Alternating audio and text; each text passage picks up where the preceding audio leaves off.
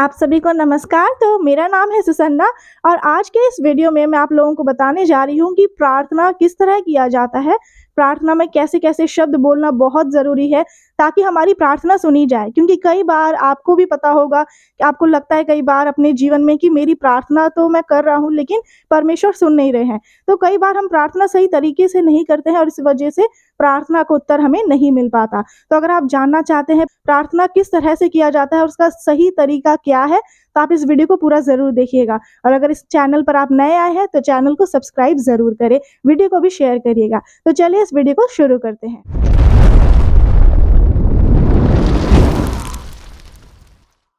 सबसे पहले हम लोग ये जानेंगे कि प्रार्थना क्या होता है, प्रार्थना करना क्यों ज़रूरी है। तो प्रार्थना का अर्थ है कि हम परमेश्वर को पुकारते हैं और जिस तरह से वचन में लिखा है जो कोई यहोवा को पुकारता है अर्थात उसे सच्चाई से पुकारता है उसके वह निकट रहता है। इसका मतलब है जब हम परमेश्वर से प्रार्थना करें तो हमें बिल्कुल तन मन धन और शक्ति के साथ करना है। ऐसा नहीं कि हम परमेश्वर से प्रार्थना कर रहे हैं और हमारा मन भटक रहा है कि अरे मेरा तो घर में ये रखा हुआ है और मुझे अभी ये भी करना है वो भी करना है, ऐसा नहीं। हमारा मन बिल्कुल एक जगह स्थिर होना चाहिए, परमेश्वर की तरफ होना चाहिए।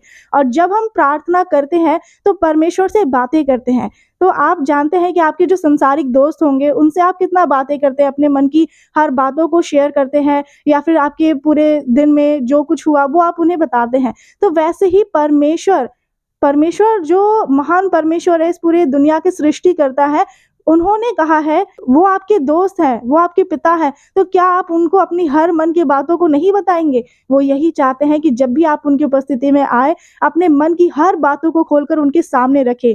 जो कुछ आपको महसूस हो रहा है उस वक़्त, वो सब कुछ आपको प्रार्थना में बताना है और भी इसमें बहुत सारी चीज़ें होती हैं।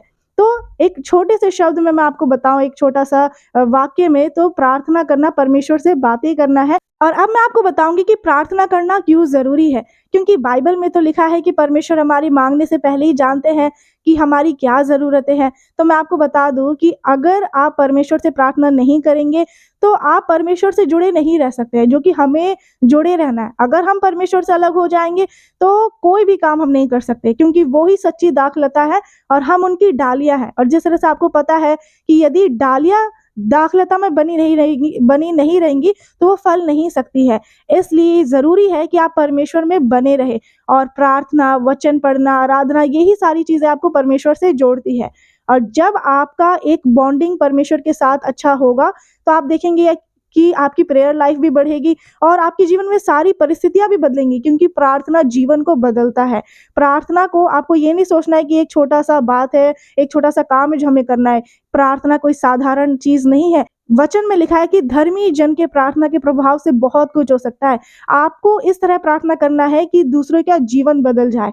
तो आप जब खुद की उन्नति करेंगे तभी तो आप दूसरों के लिए आदर्श बन पाएँगे, दूसरों की उन्नति कर पाएँगे। पहले आप खुद जब स्ट्रॉन्ग रहेंगे इस चीज़ में तो इस बात का आपको ध्यान रखना है। तो आइए अब हम वचन के अनुसार जानेंगे किस तरह से प्रार्थना किया जाता है और वो सारी चीज़ें।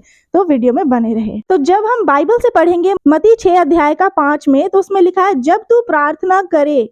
तो सबसे पहले क्या लिखा है? जब तू प्रार्थना करे। तो आपको तो पहले एक्चुअली में प्रार्थना करना पड़ेगा क्योंकि कई बार हम देखते हैं कि हमारा मन में इतना ज़्यादा निराशा आ जाता है, हमारी परिस्थितियाँ इतनी बुरी हो जाती है कि हमें प्रार्थना करने का भी मन नहीं करता। फिर हम सोचने लग जाते हैं कि आखिर प्रार्थना करने से क्या ही हो जाएगा। आप प्रार्थना करने की वैल्यू को नहीं समझ पाए हैं अभी तक। तो आज इस वीडियो से आप उस चीज़ को समझेंगे क्योंकि सबसे ज़रूरी क्या है? प्रार्थना करना। अगर आप करेंगे ही नहीं और सोचेंगे कैसे करना है, तो उससे नहीं होता। आपको कोशिश करना है क्योंकि जब आप 1 कदम बढ़ाएँगे, परमेश्वर आपके लिए 10 कदम बढ़ाएँगे। तो आपको आगे बढ़ना है, आपको कोशिश करना है, परमेश्वर आपको उठाने के लिए तैयार है। अगर आप किसी गड्ढे में गिर जाएँगे और सिर्फ़ बोलेंगे मुझे बाहर निकलना है, लेकिन आप अपना हाथ नहीं बढ़ाएँगे, तो परमेश्वर फिर आपको कैसे खींचेंगे, बाहर निकालेंगे? तो इसलिए आपको भी कोशिश करना है, तो परमेश्वर आपको उससे बाहर निकालेंगे, परमेश्वर आपकी मदद करेंगे प्रार्थना करने में। और जब भी आप प्रार्थना करने जाएँ, चाहे आपका मन हो, चाहे नहीं हो, ये आपको मायने नहीं रखता है क्योंकि प्रार्थना करना तो सबसे ज़्यादा ज़रूरी तब है जब आपका मन बिल्कुल नहीं कर रहा है। उसी वक़्त शैतान आपको रोकेगा। क्यों मन नहीं करता? शैतान कभी नहीं चाहेगा कि आप प्रार्थना करें और परमेश्वर से जुड़े और आगे बढ़े। इसलिए आपको शैतान को हराना है। शैतान हारा हुआ है, लेकिन आपको उसको काम करके प्रूव करना होगा क्योंकि जब आप ऐसा करेंगे तो शैतान आपके मन की बातों को नहीं जानता, लेकिन वो आपके कामों से जानता है कि आपके मन में क्या चल रहा है। तो अगर आपको बढ़ना है और शैतान को हराना है और परमेश्वर का काम करना है, तो उसके लिए आपको प्रार्थना करना बहुत ज़रूरी है। कुछ भी काम करने से पहले आपको पता है प्रार्थना करना होता है। तो इसलिए चाहे आपका मन नहीं भी हो तो भी प्रार्थना करें, और अगर आपको नहीं समझ आ रहा प्रार्थना में क्या बोले, तो सबसे पहले परमेश्वर की उपस्थिति में जाने से पहले बोले कि पवित्र आत्मा मेरी मदद करे। मैंने ये क्यों बोला कि पवित्र आत्मा मेरी मदद करे? क्योंकि पवित्र आत्मा परमेश्वर ही की ओर से मिला है और वो सर्वदा हमारे साथ रहता है। अगर हम उनको पुकारेंगे नहीं तो वो हमारी मदद कैसे करेंगे? तो पवित्र आत्मा हमारा सहायक है, हमें उनको पुकारना है। प्रार्थना करने से पहले आप बोले, वचन पढ़ने से पहले बोले कि पवित्र आत्मा मेरी मदद करे। और अब आपको ये जानना बहुत ज़रूरी है कि जब आप प्रार्थना करते हैं तो कई बार लोग कंफ्यूज हो जाते हैं, उन्हें समझ नहीं आ पाता कि हम किससे प्रार्थना कर रहे हैं और क्या क्या चीज़ें बोलना है, कौन हमारी मदद करेगा, इसमें ये नहीं समझ पाते। तो इसको भी मैं शॉर्ट में बताना चाहती हूँ। परमेश्वर की उपस्थिति में जब हम जाते हैं तो हम यीशु मसीह के नाम से प्रार्थना करते हैं, क्योंकि बाइबल में जब आप पढ़ेंगे तो लिखा है कि जब कुछ तुम मेरे नाम से मांगोगे तो मैं तुम्हें दूंगा। हमें यीशु मसीह के नाम से मांगना है, क्योंकि यहोवा परमेश्वर ने अपने इकलौते पुत्र यीशु मसीह को हमारे लिए ही इस पृथ्वी पर भेजा, और तब जाकर के हमारा मेल परमेश्वर के साथ हुआ है। इसलिए हमें प्रार्थना यीशु मसीह के नाम से करना है। लेकिन जब हम प्रार्थना करें तो इस चीज़ को ध्यान में रखना है कि हम पिता से प्रार्थना कर रहे हैं, परमेश्वर से प्रार्थना कर रहे हैं, ये सोचकर हमें मांगना है परमेश्वर से, और जो भी मन की बातें हैं वो उनके सामने रखना है और पवित्र आत्मा की मदद लेना है ताकि वो प्रार्थना करने में हमारी अगुवाई करे, हमारी मदद करे। तो चलिए वचन में अब देखते हैं क्या लिखा है। अब देखिए, जब आपको समझ आ जाएगा कि प्रार्थना करना है तो अब किस तरह करना है, अब हम वो जानेंगे। आगे लिखा है, जब तू प्रार्थना करे तो कपटियों के समान ना हो, क्योंकि लोगों को दिखाने के लिए आराधनालयों में और सड़कों के मोड़ों पर खड़े होकर प्रार्थना करना उनको अच्छा लगता है। मतलब जो लोग कुछ ऐसे होते हैं जो लोग दिखाकर प्रार्थना करते हैं, क्योंकि उन्हें कोई भी कनेक्शन उनका परमेश्वर के साथ नहीं होता है। वो बस इस चीज़ में उनका ध्यान रहता है कि मुझे लोगों को दिखाना है कि मैं बहुत धार्मिक हूँ, लेकिन अपने काम, अपने धर्म के काम आपको दिखाने के लिए नहीं करना है। सिर्फ आपको और परमेश्वर को पता होना चाहिए कि आप कैसे हैं। आपके बारे में कोई इंसान चाहे गलत भी बोल रहा है कि आप तो प्रार्थना नहीं करते, वचन नहीं पढ़ते, लेकिन अगर आप गुप्त में परमेश्वर के साथ वक्त बिताते हैं, अगर आपके जीवन में परमेश्वर के लिए पहला स्थान है, उसे आप कर्मों के भी द्वारा सिद्ध करते हैं, तो आपको किसी इंसान को सिद्ध करने की ज़रूरी नहीं है। आपको पता है, परमेश्वर को पता है। तो इस बात का ध्यान रखें और दिखाने के लिए कभी भी प्रार्थना ना करें, क्योंकि कुछ लोग ये भी सोचते हैं कि हम 2 घंटा प्रार्थना करें, चाहे 1 घंटा करें, कितने समय प्रार्थना करना चाहिए, कितना देर। तो मैं इसमें आपको बता देना चाहती हूँ कि ये मायने नहीं रखता है, चाहे आप 3 घंटे करें, चाहे 4 घंटे। अगर आपकी प्रार्थना पूरे मन से और सच्चाई से नहीं होगी और आपका मन भटक रहा होगा, तो वो प्रार्थना आपका व्यर्थ हो जाएगा। ऐसी प्रार्थना नहीं सुनी जाएगी स्वर्ग में। जब आप प्रार्थना करें तो समय का ना सोचें, अभी इतना बजा है तो मुझे इतने से इतने बजे तक करना है, ऐसा कभी भी नहीं सोचना है। तो मैं आशा करती हूँ कि अब आपको समझ आ गया कि किस तरह से प्रार्थना आपको नहीं करना है, क्योंकि सबसे पहले तो मैंने आपको यही बताया कि ऐसी दिखावटी वाली प्रार्थना आपकी नहीं होनी चाहिए। क्योंकि ऐसा प्रार्थना करके क्या फ़ायदा, जब लोग आपको बहुत अच्छा बोले ये तो बहुत प्रार्थना करता है, लेकिन आपका जब खुद के अंदर आप झाँक कर देखेंगे तो खुद का जीवन ऐसा है, परमेश्वर के साथ आपको कोई संबंध नहीं है, बल्कि आपको प्रार्थना के द्वारा उनके साथ बने रहना है, उनमें बने रहना है। तो जिस तरह से आगे लिखा है, अब सबसे मेन पॉइंट यहाँ पर आता है, जिसमें लिखा है मत्ती 6 अध्याय का 6 से ही, परंतु जब तू प्रार्थना करे तो अपनी कोठरी में जा और द्वार बंद कर और अपने पिता से जो गुप्त में है प्रार्थना कर। अपनी कोठरी में जा। अब इसका मतलब ऐसा नहीं है कि आपको सच में दरवाज़ा बंद करके प्रार्थना करना है। इसका मतलब ये है कि आपको जो प्रार्थना करना है वो एक प्राइवेट प्रेयर होना चाहिए, मतलब गुप्त में होना चाहिए, ताकि वो कोई दूसरा ना सुन सके, क्योंकि वो प्रार्थना आप किसी इंसान से तो नहीं कर रहे हैं। वो प्रार्थना सिर्फ परमेश्वर को सुनाई देना चाहिए। आपकी जो प्रेयर होनी चाहिए वो प्राइवेट होनी चाहिए। तो उसके लिए आप एक अपना जगह सोच सकते हैं कि हाँ, मुझे हमेशा इधर प्रार्थना करना है, और ऐसी जगह पर जब आप प्रार्थना करेंगे तो परमेश्वर को भी पता है कि आप गुप्त में मांग रहे हैं। और जिस तरह से लिखा है कि जब आप गुप्त में परमेश्वर से प्रार्थना करेंगे तो आपको उसका प्रतिफल जरूर देंगे। गुप्त में आपको पता होगा, गुप्त में हम कुछ भी चीज़ करते हैं, जैसे गुप्त में मत्ती में ही लिखा है कि जब हम गुप्त में दान करते हैं तो परमेश्वर हमें उसका फल देते हैं। तो वैसे ही जो चीज़ें गुप्त में होती है, क्योंकि हम विश्वास के साथ उस चीज़ को कर रहे हैं, हमें पता है कि किसी इंसान को नहीं पता हम क्या बोल रहे हैं प्रार्थना में, लेकिन परमेश्वर को पता है। तो ये हमारे विश्वास को भी दिखाता है। अब आप ये सोच रहे होंगे कि मैंने कहा कि गुप्त में प्रार्थना करना है, इसका मतलब हम बाहर जाके तो नहीं कर सकते।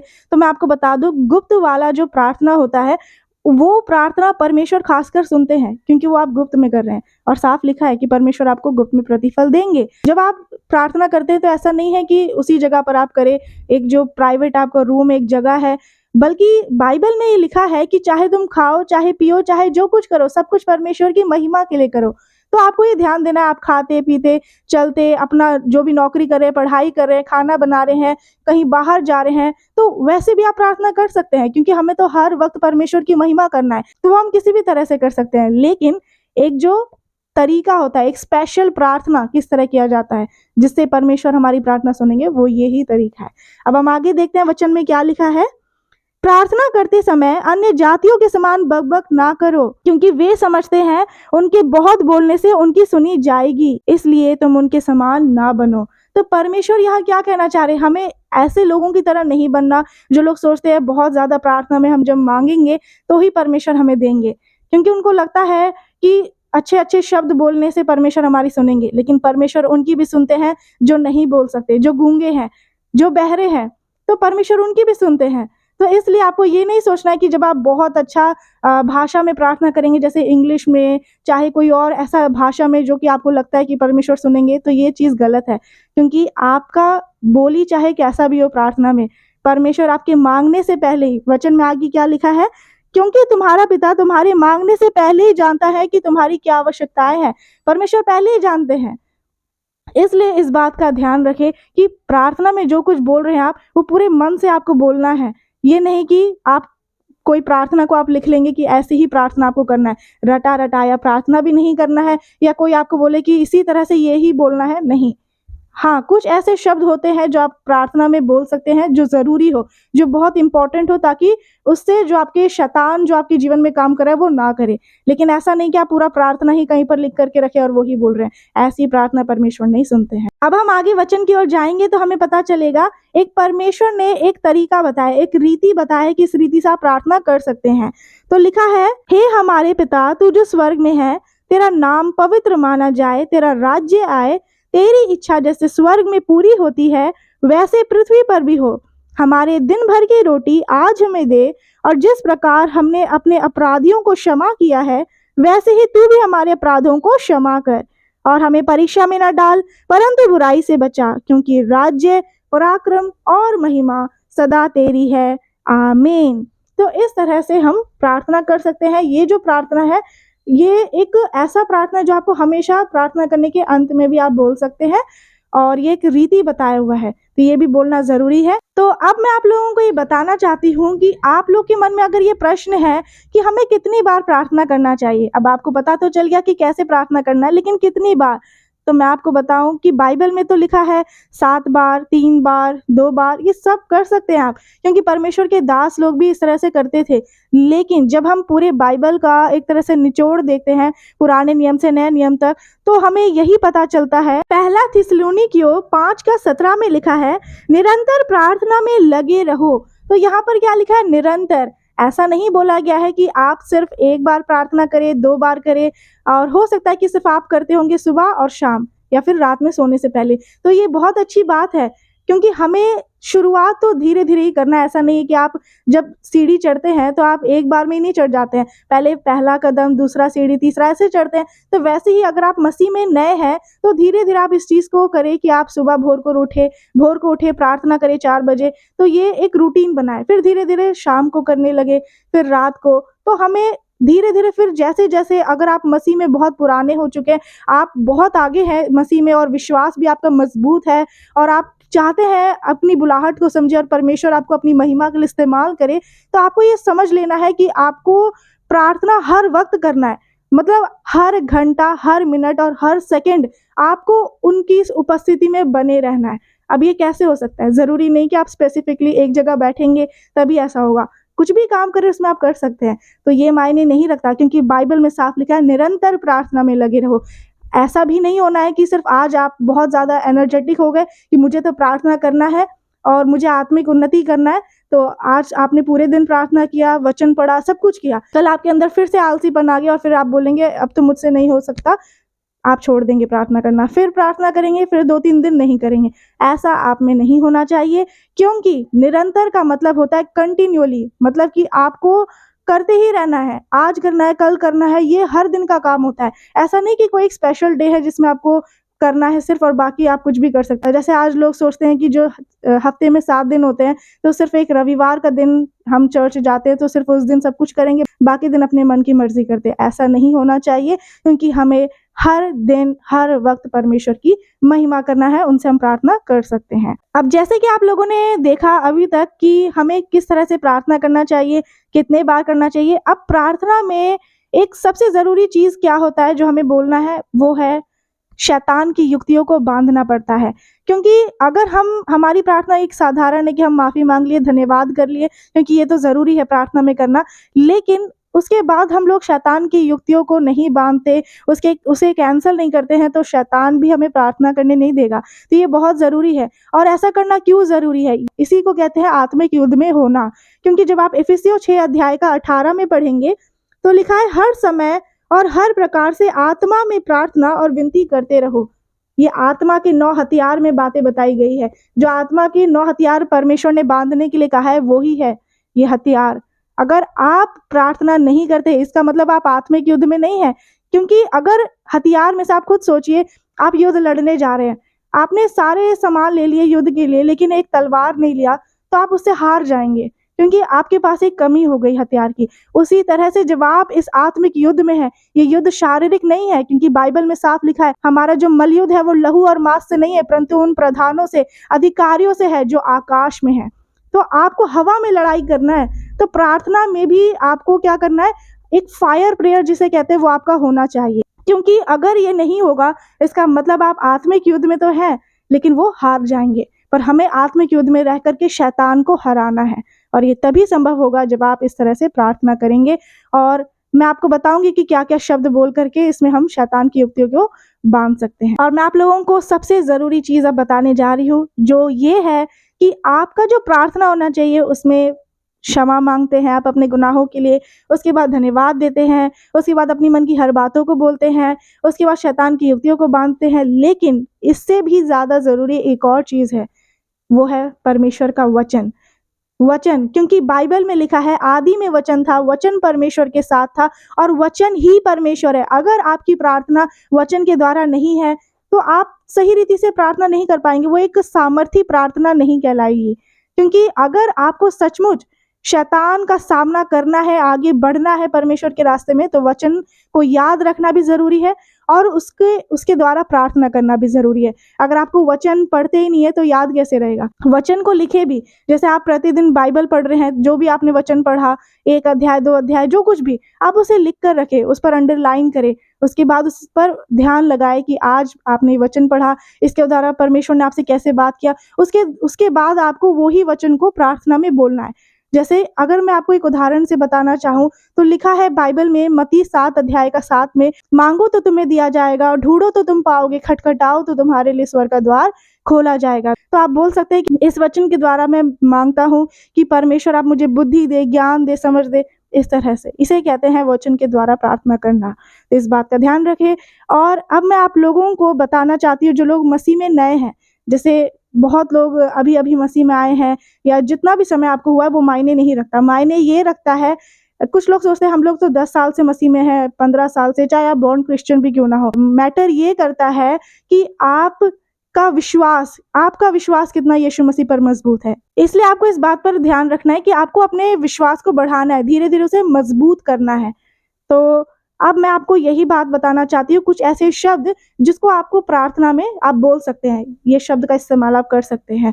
तो वो सारे शब्द हैं, I am light, I am winner, I am blessed, I am heeled, I am free. मैं ज्योति हूँ, मैं आशीषित हूँ, मैं चंगा हो चुका हूँ, मैं आजाद हो चुका हूँ। और उसके बाद आपको बोलना है, प्रभु यीशु के लहू की जय जयकार हो, यहोवा की स्तुति हो, परमेश्वर का धन्यवाद हो, यहोवा मेरे संग संग है, परमेश्वर ने मुझे अपनी संतान होने का अधिकार दे दिया है, यीशु ही मार्ग, सत्य और जीवन है। और इसके बाद आपको प्रार्थना में शैतान की शक्तियों को आग लगाना होगा। आपको बोलना है, मैं शैतान की सारी शक्तियों को आग लगा देता हूँ, जला देता हूँ, अंधा कर देता हूँ, बांध देता हूँ, नष्ट करता हूँ, शून्य कर देता हूँ, काट डालता हूँ, ढा देता हूँ, खंडित करता हूँ, श्रापित करता हूँ शैतान को। तो ये सारी चीज़ें आपको, ये सारे शब्द आपको प्रार्थना में बोलना बहुत ज़रूरी है, क्योंकि ये वचन के अनुसार है। तो मैं आशा करती हूँ कि अब तक जो आप वीडियो में बने रहे तो आपको समझ आ गया होगा कि किस तरह से प्रार्थना करना है, एक सही तरीका क्या है। और मेरा विश्वास है अगर आप इस तरह से आज के बाद से और अभी से प्रार्थना करना शुरू करेंगे इस तरह से, तो परमेश्वर आपकी प्रार्थनाओं को सुनकर उसका उत्तर ज़रूर देंगे, क्योंकि ये एक सही तरीका है प्रार्थना करने का। और अब मैं आप लोगों के लिए एक छोटा-सा प्रार्थना करने जा रही हूँ, तो आप लोग उस प्रार्थना को विश्वास से रिसीव करें। सर्वशक्तिमान पिता परमेश्वर, मैं प्रार्थना करती हूँ जितने मसीह भाई बहन आज इस वीडियो को पूरा देखे हैं विश्वास के साथ, जो इन्होंने वचन को सुना है, समझा है, इसके द्वारा आप इनके जीवन में बड़े और अद्भुत काम करें। इनको प्रार्थना करने का मन दे, जो शैतान इन्हें प्रार्थना करने नहीं देता, धर्म के काम करने नहीं देता, उस सारे शैतान की शक्तियों को मैं आग लगा देती हूँ, जला देती हूँ, अंधा कर देती हूँ, बांध देती हूँ, शून्य कर देती हूँ। यीशु मसीह के सामर्थी नाम में आपका आत्मा इन्हें अगुवाई करे और आगे बढ़ाए, ताकि इनकी आत्मिक उन्नति होने पाए और सभी आपके रास्ते में आगे बढ़े और आपके नाम को ऊंचा कर सके, ताकि आपके नाम की स्तुति हो, महिमा हो, प्रशंसा हो। यीशु मसीह के सामर्थी नाम इस प्रार्थना को विश्वास से मांगती हूँ, आमीन, हालेलुया। अब आप लोग मुझे कमेंट कर कर बताएं कि क्या आप इस तरह से प्रार्थना करेंगे, और क्या आपकी पहले जो आप प्रार्थना करते थे, क्या आपकी पहली प्रार्थना इस तरह से थी जो आप पहले करते थे? मुझे कमेंट कर कर बताएं और ज़रूर प्रार्थना करें, जागते रहे, क्योंकि यीशु मसीह जल्द आने वाले हैं। God bless you all. Video सभी लोगों को शेयर ज़रूर करें।